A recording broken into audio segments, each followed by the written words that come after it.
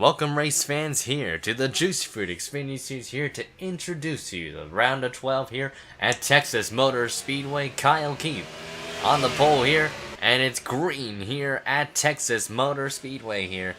And this is going to be a night race here, so they're under the lights there. As you see the outside pole sitter of Eli Bright already going down to the bottom of the track there. He knows he's got to get upwards fast.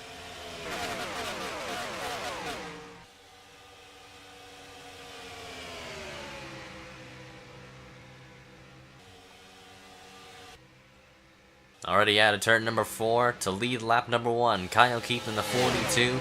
He's got a lot to lose here. He doesn't really have much to really gain in terms of making it into the next round because he's missed the playoffs already. So Kyle Keith really just trying to get a win for that 42 team. As you see, Kyle Matthews now going down to the inside there to try and take that lead away from that 42, which he does successfully. But Eric Rodriguez is right there to pounce on him. With 5 bonus points after that win at Darlington, Eric Rodriguez is looking forward to getting into the catbird seat of making it to another chase round here to the round of 8. But Kyle Matthews holds on the lead. There you see Junior Motorsports teammate of Keon Eggington right there behind.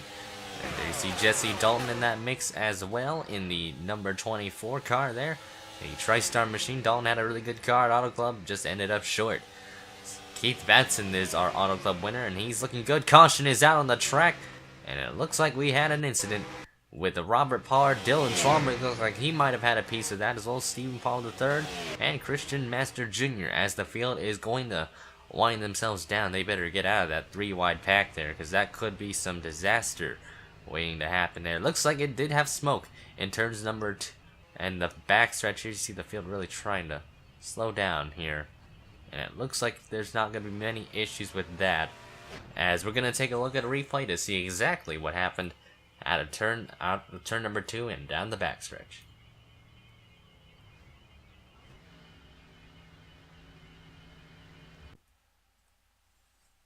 And Schwallenberg washed up the racetrack there and collided with Robert Pollard and Stephen Paul III, and pretty much they all saved it. So really just a small accident really brought out the caution.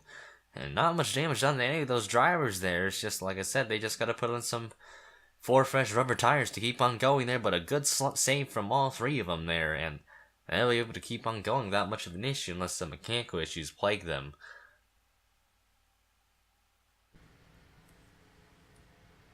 Coming to the green flag, it is going to be JT Bryant that will be leading them down. Drew Austin had issues in pit lane. He got ran over by Cole Baker in the back there. As the green flag is out, the 28 really jumped the start there, but I don't think it's really going to matter with the amount of damage there. Hernandez went out of line there.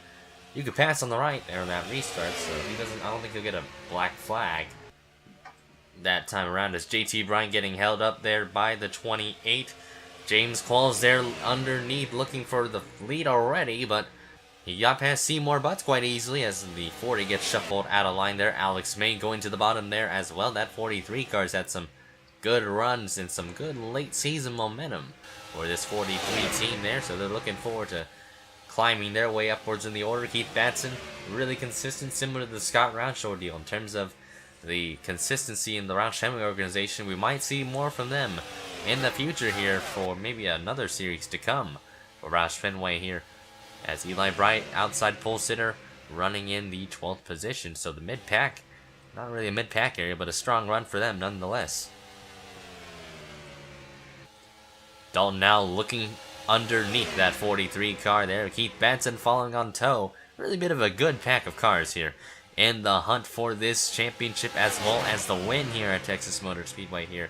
Because if a chaser wins, they're automatically in to the next round, no matter where they finish in the next 2 races. So that is pretty much null and void for the other 2 races. Like I said, it's a win-you're-in situation here, and Kyle Matthews, one of the higher points contenders right now, even though it started out a new round, is one of the ones in the catbird seat to try and make his way in with a win here. As Kyle Keith now looking to the inside, the pole sitter, trying to win this race here. Kyle Keith has really had an awful season in his hands here, and Hernandez falling on tow. He missed the round of 12 here after some bad races, and now he's trying to get himself wins here to make himself the highest out of those drivers that were eliminated in the round of 16. So really a tough break for Luis Hernandez in the season. There's Bright, Qualls, Vanderpoop. There's a couple more chasers back here. Cucamonga and Jackson. Robbie Jackson was really consistent in the round of 16.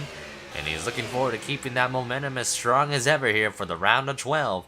As Robbie Jackson's been one to look out for in the radar with the amount of good finishes he's gotten. So Robbie Jackson could be one to look out for there. You see Joshua Sekuli there trying to get himself into the main pack. He's done so successfully. Same thing as Lily Gordon. Gordon made it in barely there, as well as Sekuli. Sekuli had a pretty solid effort, so he was locked in. Lily Gordon got pretty lucky with struggles of some of the competitors there.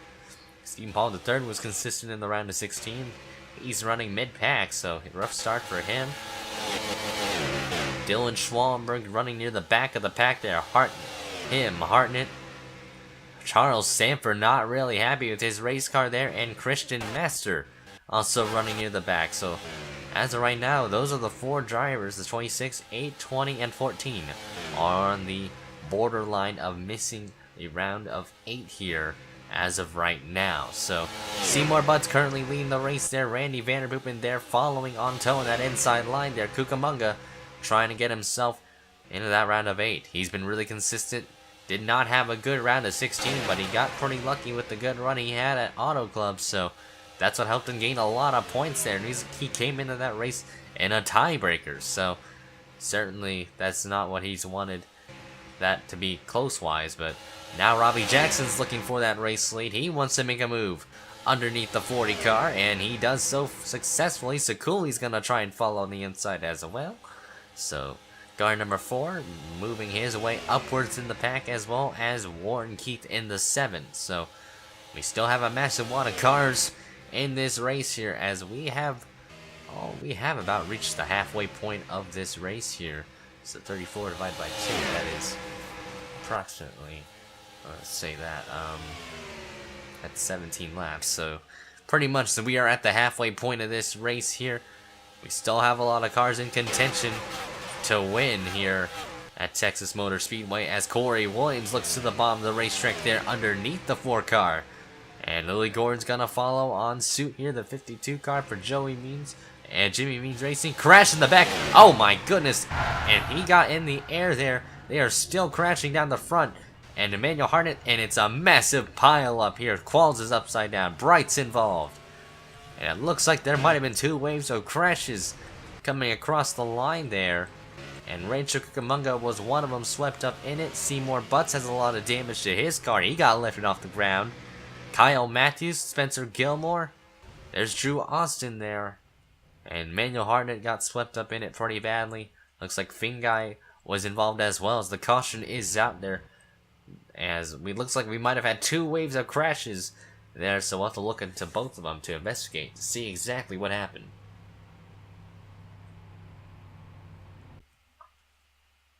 Let's see, Jesse Dalton.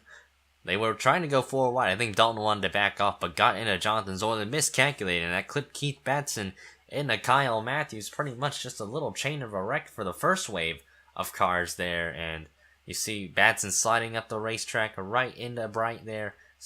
Batson didn't really get much damage out of all that, so he got actually relatively lucky. He didn't get it. Randy Vanderpoop got swept up into Drew Austin, like we mentioned there. And then we have to look at the second wave of cars that were wrecking out of turn 4. And Jeffrey Finguy went up the racetrack into Nathan Hudson, clipping Seymour Butts. Watch the 40 get lifted off the ground. Talk about a lot of air. He got lifted off the ground, airborne. Went the 40 there. And Jeffrey Finguy ended up spinning, and then watch the rest of the pack coming in. They're really just trying to avoid the wreck. And Hartnett runs into the 1 car head on. And Schwallenberg, Sanford, and Master were able to get through. Look at James Qualls. It's an IndyCar wreck back there. They piled in like there was no tomorrow. Eli Bright there, Alex May, Qualls, they went all for wild rides there. And pretty much, I think Drew Austin also kind of piled in at the last moment. Let's see what happened to Eddington. Looks like he actually slowed down in time. And I think the 33 got ran over. Yes, he did at the end of that one. And that's pretty much Eli Bright's car destroyed. A lot of race car drivers were pretty much swept up in it. There's Kyle Keith, the pole sitter. He got swept up in it. But a lot of damage to a couple of chasers that were running really well at the time of the caution. And that really is going to hurt their starts in terms of doing well here at Texas.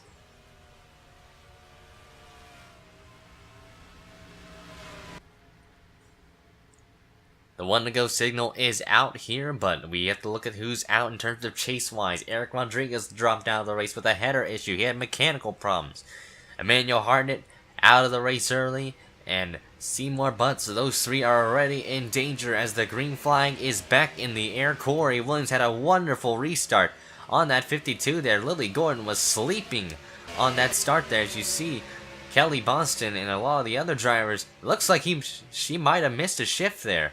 I don't know what's wrong with the 52 there, but Lily Gordon, something wrong with her race car there.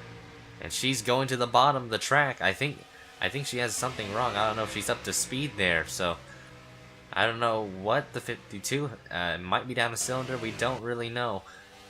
But now Corey Williams currently leading this race over Kelly Boston here. We still have almost 10 laps to go in the race. Annie Thomas making her way through the pack there. She's in third. There's Steve Pollard, John Zakuli, Robbie Jackson in the top 10 yet again. Another good run for this 39 team. They've been one of the more consistent drivers here. They've really stepped up their game in terms of the chase program. Scott Roush running in the top 10, and I think it's kind of frustrating for that team, because if they had done well like this in the chase, I think they would have made it past round 1 quite easily. Dylan Schwalberg, after avoiding the accident, has made his way inside the top 10. He is running in the 9th spot, now trying to get around Scott Roush here. Him and Charles Sanford are pretty much, I think they've been on a similar strategy in terms of laying back and avoiding the big accident here, and I think it's paid off pretty well for the 20 and the 8 there, so they might be off to a good standing here in terms of the standings here. As right now, Warren Keith looking for the race lead there. He's passed the 10 car quite easily and without much of a problem there, but 2 chasers in 1 pack here, Sekuli and Jackson. Those are those 2 drivers that are in a golden opportunity of making it into the round of 8 here. Robbie Jackson with that lead right at the moment here was the points leader coming out of the round of 16. And with that reset, he's dropped a bit ways down, but still one of the more consistent drivers in the circuit here in terms of the chase program.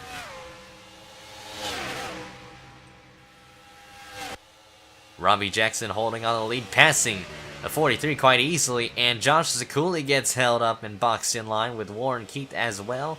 And Sakuli's going to get knocked out of line, and his chances of winning are down the drain. Those are free positions he's losing there. As you see Scott Roush zooming on by as well. So looks like the 43 really holding up the 4 car.